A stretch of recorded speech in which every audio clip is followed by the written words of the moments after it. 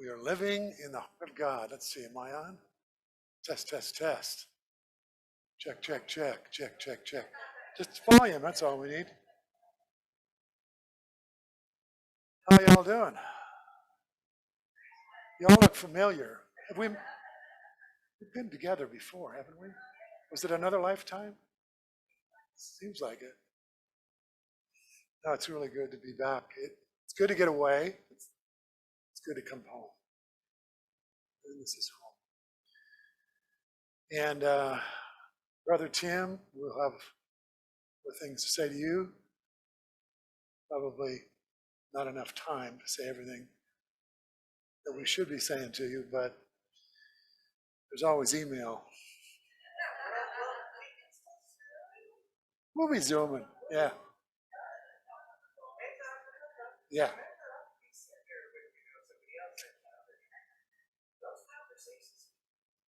Yeah. Yeah. Well, nothing is ever lost and no one is forgotten. That's for sure. Living in the heart of God it's really the eye of the storm, which is what we're going to be talking about for these, I don't know how many weeks. This is the book. You don't have to get the book, but I highly commend it to you. I didn't bring any extra copies. You can, of course, get it on your favorite bookseller. It's called The Eye of the Storm, Embracing Conflict and Creating Peace. And, they always ask you that question. If you could take one book with you, and you're going to be out on an island somewhere, which one would you take? And I was going to say, if I was going to be with another person, I would take this one.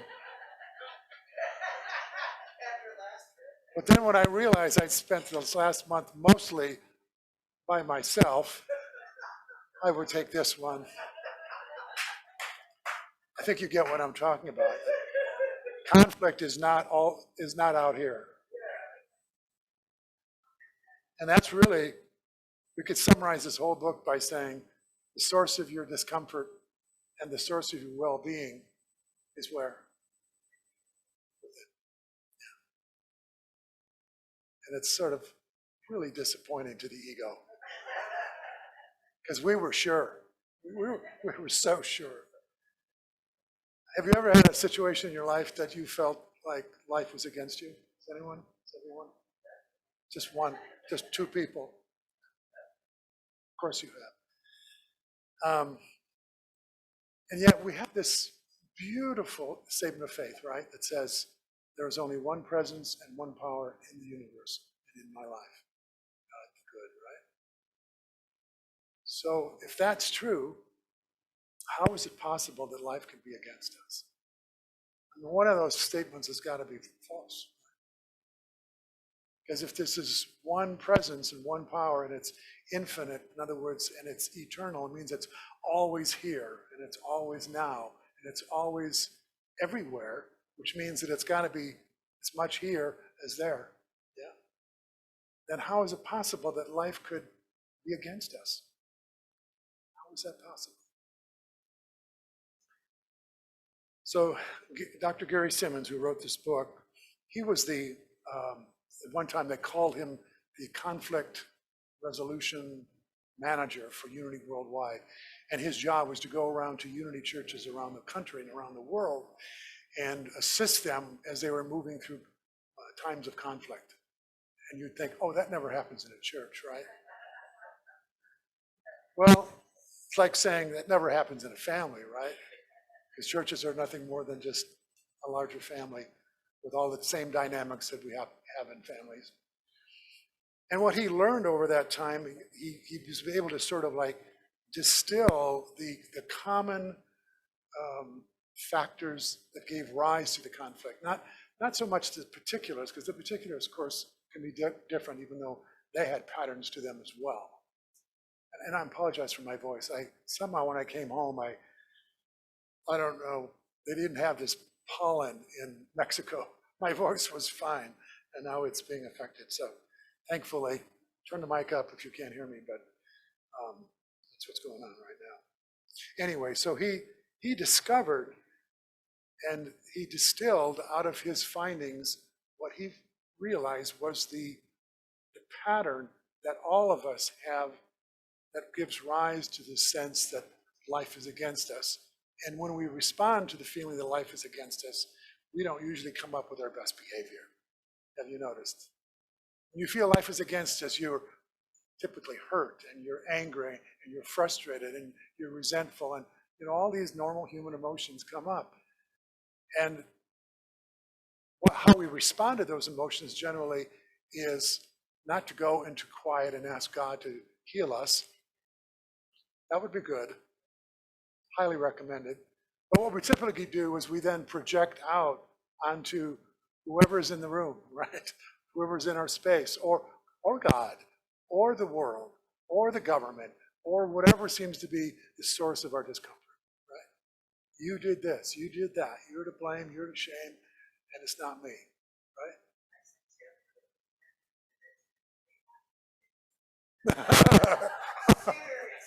You mean you're this is actually gonna have, did it? Yeah. Right.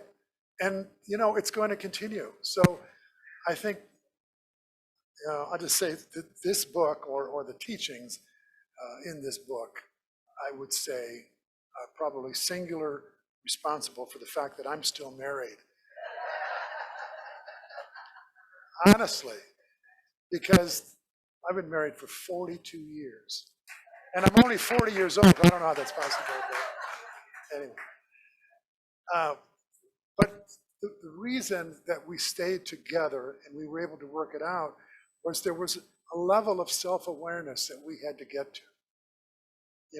It wasn't that we had to get to a point where Denise finally worked on me long enough to get me to be compliant to her will. That would be the way the ego thinks, right?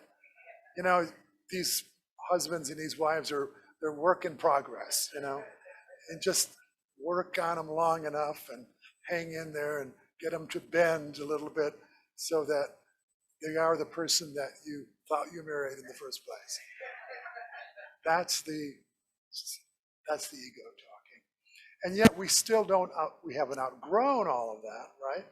There's still some of that. But now we have enough self-awareness that when we go to a far-off country with the illusion that the source of our discomfort is our partner, we find ourselves back home again sooner than we did before. In other words, it's not perfection, it's what? Progress. Yes, progress. So making that progress has allowed us to stay at the table longer in order to come up with a strategy to work out our differences. Does that make sense? Because really, isn't that what success in a relationship is? It isn't like bliss and, lovey-dovey and we're always in agreement and you're so right and I'm so right. It's not that. It's about, moving through the difficulties and the differences that we have as human beings and finding ways to stay connected with each other in a way that has respect and empathy for the other as well as ourselves. Yes? So that's why I think this book is worthy of our time, and we'll be working with this. I've done it over 7 weeks. I don't know if we'll do all 7 weeks. We may do 12 weeks. Depends on how we feel about it as we go along. So let me read the opening paragraph in this introduction, and I probably will read it twice because it really summarizes where we're going, what this is all about. No one is against you. I'll read that again. No one is against you. This is the absolute truth. You may not believe it now. You may have a lifetime of evidence to the contrary. But until you realize that the entire universe is for you, you may never experience your wholeness and your true worth. The purpose of this book is to awaken you to the truth that there is only one presence and power at work in your life. And that this presence and power lives in you as the Spirit of God. For this reason, no one or nothing can be against you. You hear that? Because if that's true, then how is it possible that anyone or anything can be against you? To realize this is to claim your divine inheritance as a beloved creation of God.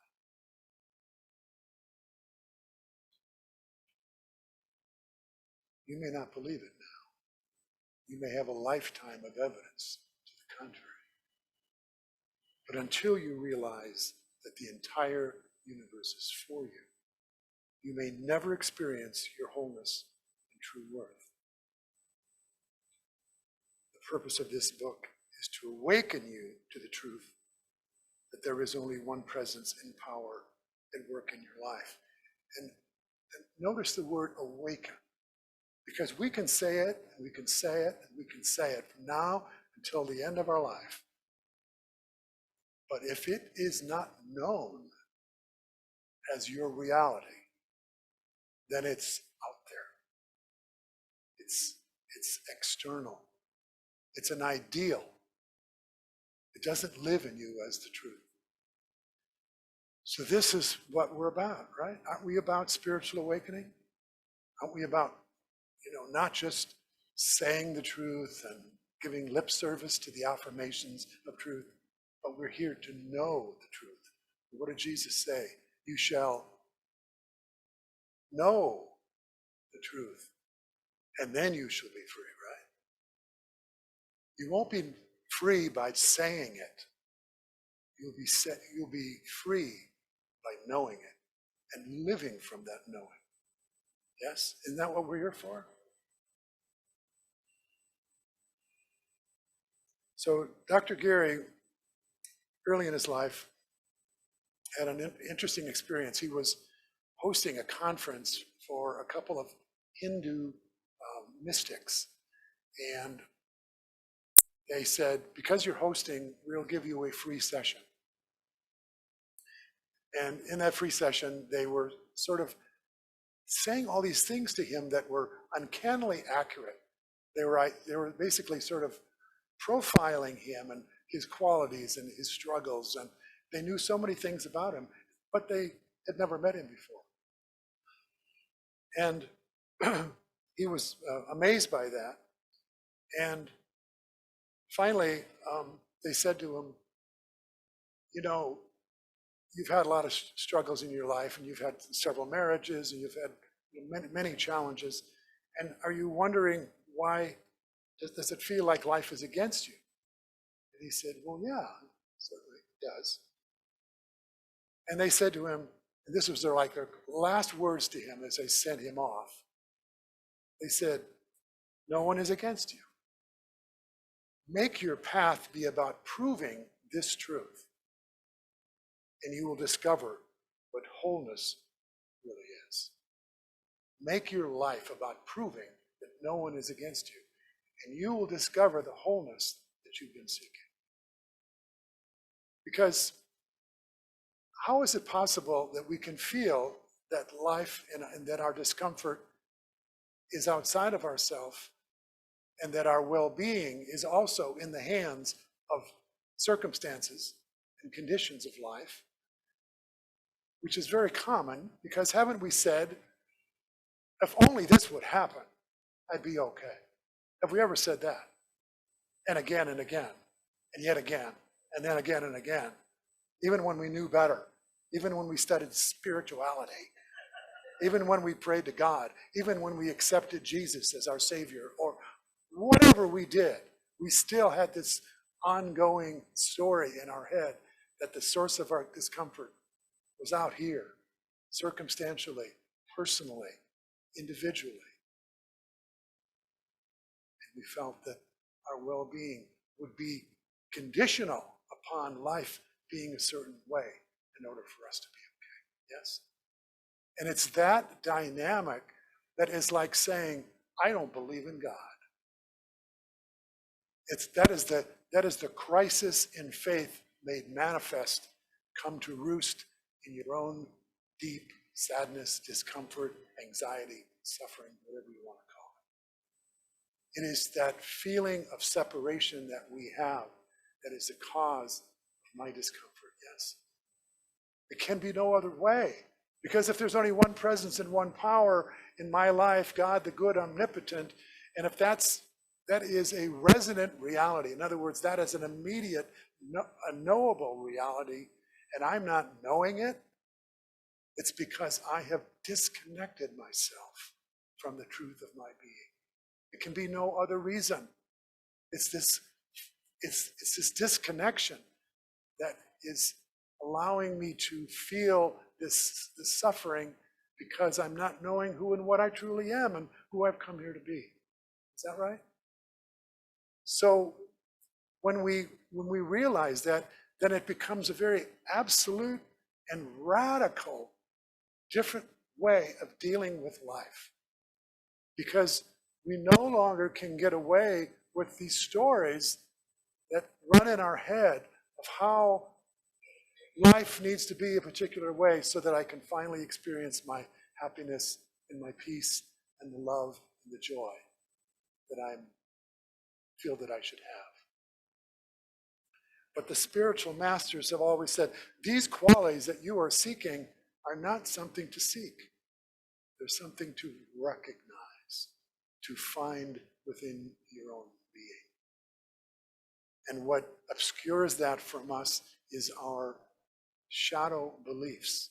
And don't we don't like looking at them, so we may not be that familiar, but there's some classic ones, some garden variety ones that almost everybody has, which is some sense that I'm not good enough, right? I'm not smart enough, I'm not rich enough, I'm not good looking enough, I'm not something enough. There's something lacking, right? There's something flawed here, right? And then I'm not lovable. That came in somewhere along the line, right? Well, is it not more likely then that when I'm experiencing life being against me, that it's not so much the circumstances of life, we've decided that it's not the circumstances of life, then what must it be? It must be that when those events and circumstances happen, then I get triggered in my sense of not enough, or I'm not good enough, or I'm not lovable, or I don't matter, gets triggered, yes? And so that triggering then gives rise to this feeling, this yucky feeling, that I want to make you responsible for, if you happen to be my partner, or in my space. I'm warning you now. But we can do better, right? Because we know the truth. And if we know the truth, then it isn't, so we're not going to keep doing the same thing over and over again and expect different, what? Results. Because what is that? Insanity. Aren't we all a little insane when we realize the logic of this, yes? How we can conceptualize this. We can all nod our heads today and go, yeah, I really see that. There's only one presence, there's only one power, it's in me, and that's the truth, and yet I'm experiencing that life is against me, so what really must I be experiencing? That I'm against who? I'm against me when I'm believing what's not true, when I'm disconnected from my sense of wholeness and self-worth. That's the only way it's possible for me to feel less than, to feel discomfort, to feel hurt, to feel separate. Because, and in God's responsibility, I mean, all those days when we prayed for this person to go away or this person to come into our life and, that we would win the lottery and all these things to deal with this discomfort, when all along God has already done everything God can do for us. You have the keys to the kingdom. We all have that. We all have the capacity to experience ourselves as the person we have come here to be, as God's beloved. The Spirit of God is in me. The Spirit of God is my salvation. The Spirit of God is the resolution of any apparent conflict that I have in my life, or any apparent lack in my life can be satisfied by the recognition of what is already here in my heart. But when I'm up in my head, I'm making up stories about who's wrong and who's to blame and who's to shame. When I'm doing that, then I'm not in the place where I can close the gap, where I can create this sense of connection, this deep recognition of who I've come here to be. So it is, as we talk so often in unity, we need to make this journey, yes, from the head to the heart. So when you're analyzing your life, with whatever situation in your life that's causing you discomfort, when you're seeing that, make sure you don't just stay here. I know that's a mistake I've made for many years because I'm a thinking person. I love to think. Don't you love to think? It's so handy. You can make up stories and it's great. I mean, it's really an important thing. The mind is a wonderful thing, but only if it's in service to the heart, not the master. Because as the master, it will spin tails and it will deviate from the truth time and time again, because it's not connected to the truth of who you are. It is a operating system and a machine or a device that we use to, navigate this world, and it's an important one. But if we rely on that to bring us to truth, it can't, because it's not connected to the truth of us. Does this make any sense? It makes a lot of sense to me. I'm hoping it's translating. Let's see, I actually have notes here I haven't gone to yet. We're probably going to be here till about 2:30. Well, food's getting cold. Hurry up, Larry. I just want to see here. There's probably something good to say. Oh, here it is. Yeah. Don't you love it? He goes away for a month and he forgets how to read. So there's a parable, Jesus' parable of the treasure buried in a field. Remember that one? Jesus tells the story. The kingdom of heaven is like a treasure hidden in a field, and a man finds it, and he hid it again, and then in his joy, he went and sold all he had and bought that field.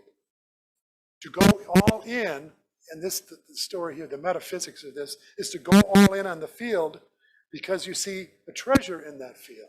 And what is the field? The field is the true context in which you are having your life. See, we think in terms of the context of what's happening in our life. But the true context is how you're having your life, how you're being with what you're having. That's the treasure, not what's happening. It's how I'm interfacing with what's happening. And what I do and how I respond to that determines how I'm going to, whether I'm going to feel like life is for me or against me. And if I can see, if I'm holding this notion that there's only one presence and one power, then it's only possible that life can be for me no matter what is happening in my life, right? Because if I hold it in the right context, then I'm looking for evidence of how this is for me, as opposed to the default, the Velcro approach, which is we navigate towards the negative, yes? Which says, this is further evidence of how life is against me. See, I told you she didn't like me. I told you the government's out to get us. I told you. And as we do that, we keep deepening this groove. And so whenever life happens to a way that it's not to our preference, then we drop down into that groove. But the truth is that you and I know there is this thing called neuroplasticity. You heard of that one? It's a really long word. Glad I don't have to spell that. But what it says is that we can change the neural pathways. We can create new neural pathways in our brain. So we use the brain to assist us in recognizing the truth of a situation rather than defaulting to the illusion, to the false. And the false will bring us suffering, and the truth will what? Set us freaking free. That's right. So it's about context, and that's what's his name? Ken Wilber said. It's all about context. It's how you hold something. It isn't about what happens, because don't we know that's willy-nilly. And that just does what it does. Life does what it does. It's not concerned about your wishes and your preferences. And that's a good thing, right? We don't want a capricious universe, do we? A universe that follows whatever laws it follows. But let us be under the law of love and the law of the heart and the law of truth. Because under the law of truth, then it doesn't matter what happens, but it really does matter the context in which I am with it, how I am being with what I'm having. Does this make any sense? It made a lot of sense to me when I wrote this. Gary said the same thing. So he said, this is one of his lines. He says, so if the context is one presence, is that your context? That is our context, right? One presence. All good, right? Yes. Then the field welcomes whatever arises because love welcomes everything and does not push it away and says, we can use this for a higher purpose. Think about that. When you're dealing with something difficult in your life, and I know we all have them, it could be the body. I went through a period, I told you, a couple of years ago, when I almost died, and tremendous amount of suffering. But when I was able to get to the point where I said, how is this for me? Then, it's like the truth comes rushing in. That doesn't mean that your pain goes away. It doesn't mean that suddenly you're healed. Could mean that, but that's not the consequence that you're looking for. The consequence you're looking for is that this is for me. Because what is it, in my case, what it did, it gave me extraordinary appreciation for life and for the people in my life that I had taken for granted. Yes. Because life is fragile. We don't know how long we have on this earth plane. We don't know when our visa is going to get pulled and we're going to be set off, right? So just bringing you into this present moment, if that's the consequence of your difficulty, you will be well served, yes? All things work together for what? For good. For those who love the truth more than anything else. I think I should just end there. I'm wearing out. I think I've got the passion for this stuff. But this is the beginning of a really powerful series. And I'm not with you every Sunday, as you know, but whenever I'm here, we're going to keep going deeper into this. And it'll be highly practical as well as deeply spiritual, which is just, to me, there's nothing better. Something that really touches you in the heart and then also can be brought forth into your relationships, into your life, into all the struggles that we have, into the sense that when we're feeling that life is against us, how can we recontextualize this situation in order to see that it can be for us? Tim going away, that seems like it's against us. But and that doesn't mean we don't have sadness and we're not grieving and that we don't recognize the value of this great guy. And yet I know Tim carries within him this extraordinary optimism, knowing that the community and he will be given new opportunity that will come from this, that would not happen any other way. And we have to hold that. We have to hold that for Tim. We have to see him, shining and moving into great new opportunities and internally, growing and realizing more of the truth of who he is. As we take on maybe a more mature understanding of what it takes to be a spiritual community that has to step up more in order to be who we've come here to be, yes?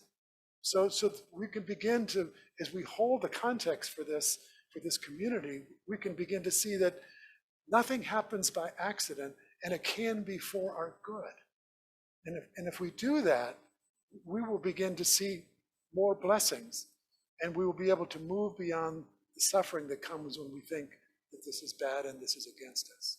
So I hope you will get in the spirit of this, because it is absolutely life-changing. It will change your life, your relationship with your partner, with your co-workers, with your friends, your neighbors, and probably more evident than ever with yourself. Because, there is only one thing going on. There is only one of us. So when we heal a relationship, we heal ourselves. When we heal ourselves, we heal our relationships. So, some words to live by, and that will be the end. I am a whole and perfect child of God, and no one is against me. Can we say that together? I am a whole and perfect child of God, and no one is against me. I am not my experiences. I am not my experiences. You have experiences, right? But you're not your experiences. How do you know that you're not your experiences? Because do experiences come? Yes. And do they go? And do you go when they go?